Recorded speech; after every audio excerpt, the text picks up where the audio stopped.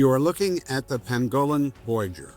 She's 104 feet long, 32 feet wide, weighs over 60 tons, and she's one of the largest solar-powered houseboats in the world. And she's the only houseboat in the world propelled by 4 electric outboard motors. Her first trip was this summer, 2025, so the word is yet to get out on this remarkable boat. You'll be one of the first to see her. The Pangolin Voyager is owned by Pangolin Photo Safaris, which has been in business for over 10 years and is arguably the premier African outfitter for truly world-class wildlife photography.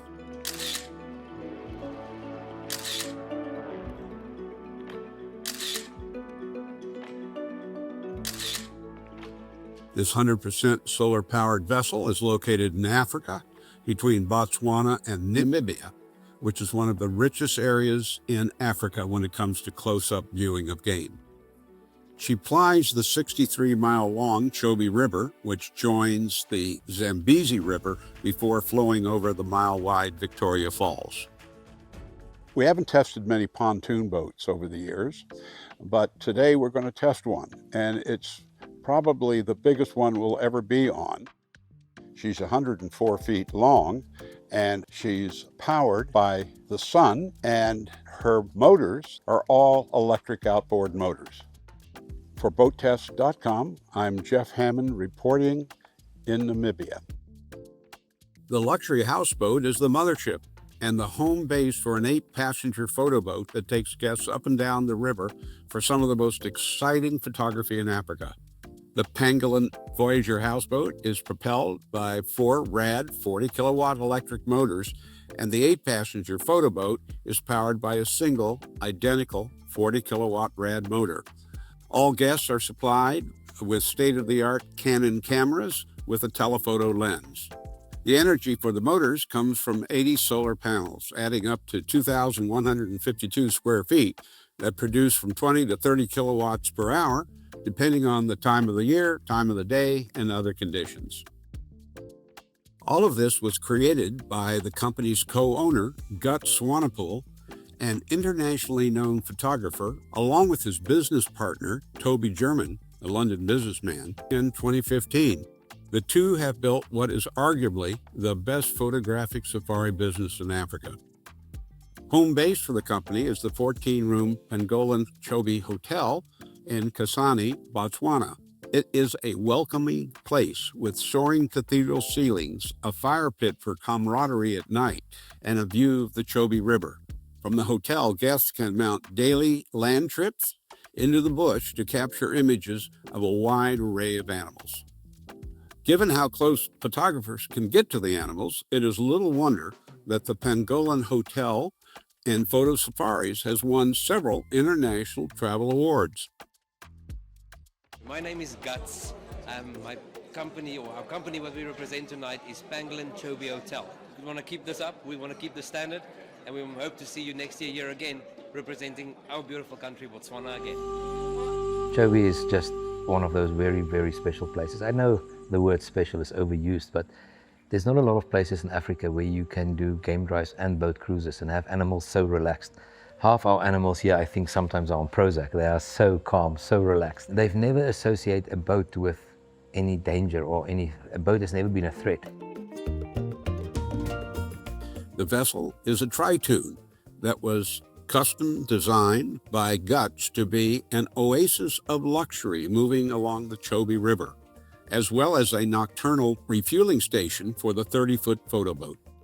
There are 4 en-suite staterooms on the Pangolin Voyager, each with a huge picture window looking out at the river and passing game. The top deck has lounges both inside and out, a well-stocked bar, dining room, and even an air-conditioned photography room where guests can edit their wildlife images at night. The question begs, why propel these boats with electric motors?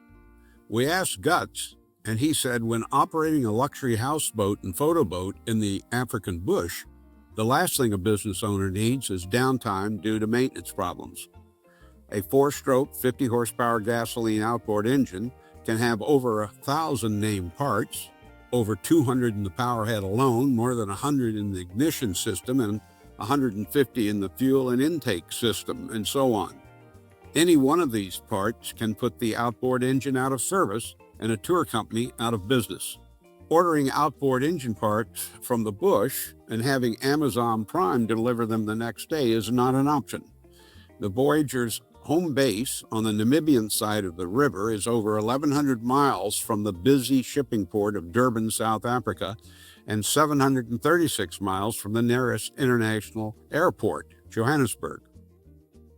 That's the good news. The bad news is those parts have to clear customs in 3 countries, South Africa, Botswana, and Namibia. Botswana being the worst, where trucks are lined up from 5 to 20 miles every day, waiting to clear customs. Typically, according to Guts, it takes 2 weeks for parts to clear Botswana customs. Another reason why Guts decided to use electric outboard motors was because they are quiet.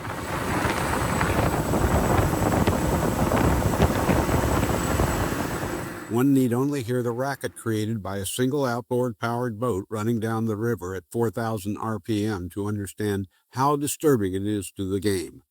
Thirsty animals coming to the river's edge for a drink are easily scared by noise, and often they'll stay away until nightfall, when boating on the river is forbidden. The solution to river noise is electric outboard motors, which are quiet. Even when putting the motor in gear or changing gears, there's no clunk as the dog clutch engages. And gasoline is not cheap in the middle of Africa, nor is it easy to transport. All of that makes selecting electric outboard motors the best choice in the bush. We asked Guts why he chose Rad electric outboards. He said that one of the most important reasons is the fact that Rad motors use axial flux architecture, as opposed to the traditional radial flux design used by most electrical outboard companies. Rad's design is inherently efficient with higher torque density in the low and mid RPM ranges. That's key when moving a 60-ton houseboat. The Rad motor's low-profile design allowed Guts to place the 4 motors under the houseboat's floorboards, rather than having to create a well for them. The traditional designs can only be used on the transom. The Rad motors can go most anywhere. On his 30-foot photo boat, the low-profile design meant he didn't have to waste space on an outboard well, and the motor tilts up 80 degrees. Another important feature of the Rad design is the fact that the lower unit can swing 180 degrees without having to turn the whole motor.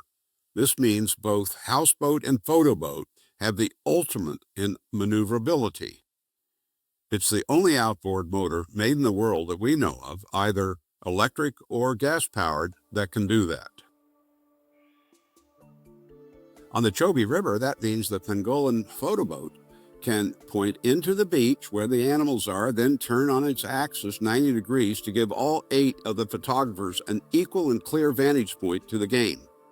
When it comes to docking alongside the mothership, all the driver has to do is point the bow in, then turn the prop perpendicular to the mothership, and the photo boat slides right up to the boarding steps. On the Voyager, with the forward outboard lower units 90 degrees to port and the aft ones 90 degrees to starboard, she can turn 360 degrees on a single point, like a ballerina. The Rad outboard also has its own closed-loop cooling system with a 12-volt integral pump. The unit's heat exchanger is adjacent to the lower unit's cavitation plate. That design eliminates the need for a raw water pump that can become damaged or clogged by debris in the river. Maintenance headaches are further reduced by eliminating cable steering and throttle controls. The Rad system is strictly drive-by-wire digital. Not surprisingly, Guts opted to have Rad's telemetry system connected to all of the Rad equipment so it can be monitored at the factory in England 24/7. Now let's take a look at how the whole system works. Photons from the sun interact with electrons in the silicone in the 80 solar panels on the roof of the Pangolin Voyager. The photons kick free electrons, which flow into the two 61 kilowatt lithium-ion house battery stacks. They're located just abaft the helm. From there, electricity is fed to a dedicated 61 kilowatt battery in the bow under the deck to power the two forward outboards, and to another one in the stern to power the two aft motors. We checked the power distribution at 9:23 one morning when the sun was less than 20 degrees above the horizon. And as you can see, the solar panels were already generating 21.93 kilowatts of power, of which 20.1 kilowatts were going to the house batteries and just 1.1 kilowatt going to top off the outboard motor batteries. Now let's visit the helm of the Pangolin Voyager. Good morning, Captain Lasky. Good morning and welcome aboard. Captain Lasky has been flying the Chobe River for over 15 years and knows it well, which is good because there are no charts and there are no chalk plotters for the river. Its depth goes from just a few inches to about 8 feet, more in the rainy season, but it's generally pretty shallow. That's why between the two boats, the company runs through about 500 props a year, according to Guts. The top wheel and adjacent levers on the binnacle control the two forward motors. The bottom wheel and binnacle control the aft motors. When underway, Captain Lasky drives the houseboat at about 2.5 to 3.5 miles per hour, which is fast enough to get to the next overnight stopping point. Going slow minimizes prop damage when, not if, the boat hits bottom or an obstruction. There's a performance screen for each set of motors. Going counterclockwise around the screen for the two aft motors, we see that the batteries have 436 volts pushing the electricity at 32 amps, and the two motors combined are using about 15 kilowatts at 1900 RPM. The boat is traveling at 5 kilometers per hour or about 3 miles per hour. Since the 61 kilowatt batteries are 92% charged, the Pangolin Voyager can go over 3.5 hours at that speed before being drained, which will almost never happen because more power is being generated by the solar cells, 22 kilowatts, than the two motors are consuming, about 15 kilowatts, leaving a positive charge of 7 kilowatts. We are on the 30-foot photo boat. This boat was designed and built just for this application, which is a photo boat for 8 people. It's got a cathedral hull, it's very stable, it's got an 8-foot beam, and it's powered by that 40 kilowatt rad outboard and a single 61 kilowatt battery bank under the deck. Note that all of the battery banks on the houseboat and the photo boat are the same, which means their components can be swapped out if need be. Like any outboard motor you run, the faster you go, the heavier the load, the more power your engine consumes.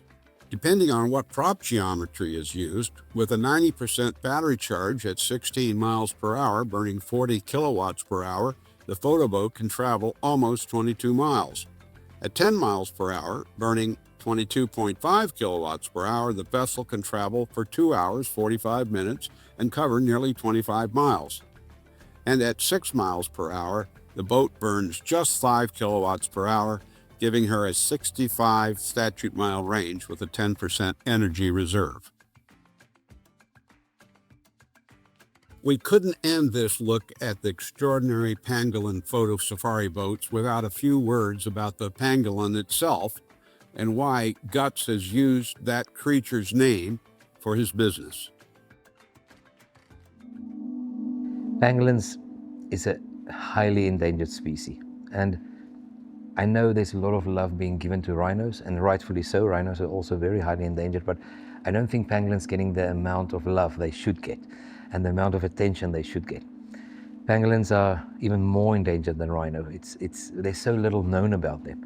And doing our photography safaris and having our accommodation, the houseboat and the hotel, there's a percentage of your night fee, your bed levies that's going for Pangolin.Africa, which is then putting directly in the hands of people protecting rehabilitation. We are having our own little rehabilitation center where we're providing support with x-ray machines, with building new hospital, pangolin, if you could say so, having an area that they can be peacefully rehabilitated. We'd like to thank our colleagues at the YouTube channel Everything Electric Tech in the UK for helping us with some of the footage in this video. For Boat Test, I'm Jeff Hammond reporting from Namibia, saying life is better anywhere in the world as long as it's on a boat.